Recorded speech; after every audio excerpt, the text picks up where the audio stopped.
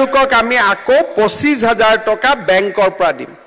তাৰ 12,500 ঘূৰাই দিব লাগিব 12,500 চৰকাৰে আপোনালোকৰ কাৰণে ঘূৰাই দিব 10,000 হল 25,000 হল 35,000 হল আপোনালোকে যদি 35,000 টকা হাতত লৈ ব্যৱসায় আৰম্ভ কৰে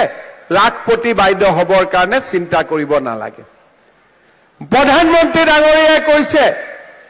যে আমি অসমৰ আই মাতৃসকলক লাখপতি বনাবই লাগিব আৰু সেই কামত আমি আগবাঢ়িছো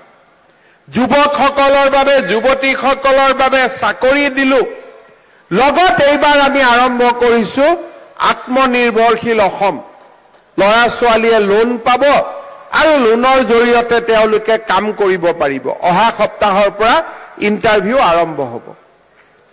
এতিয়া মই আকৌ এটা চিন্তা কৰিছো যে যিবিলাক পৰিয়ালৰ ঘৰত ৰেচন কাৰ্ড আছে অৰুণোদয় আছে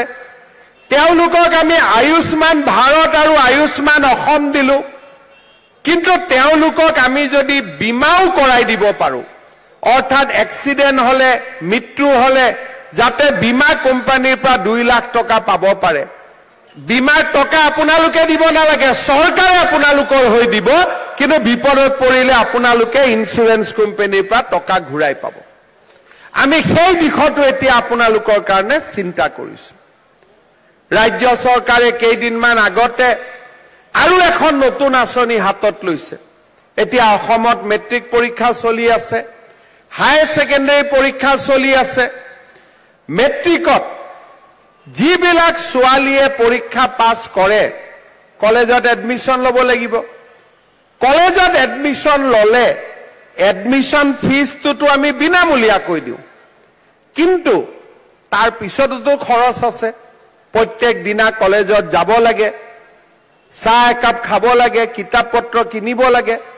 দেউতাক মাকৰ মাহত যদি কলেজত এজনী ছোৱালী পঢ়ে 1,1200 টকা মাহত খৰচ কৰিব লাগে এইবাৰ আমি চিন্তা কৰিছো যে মেট্ৰিকত যিমান ছোৱালী পৰীক্ষাত পাছ কৰিব কলেজত এডমিশন ললে তেওঁলোকৰ বেংক একাউণ্টত 10,000 টকা চৰকাৰে সোমাই দিব যাতে দেউতাক মাকে চিন্তা কৰিব নালাগে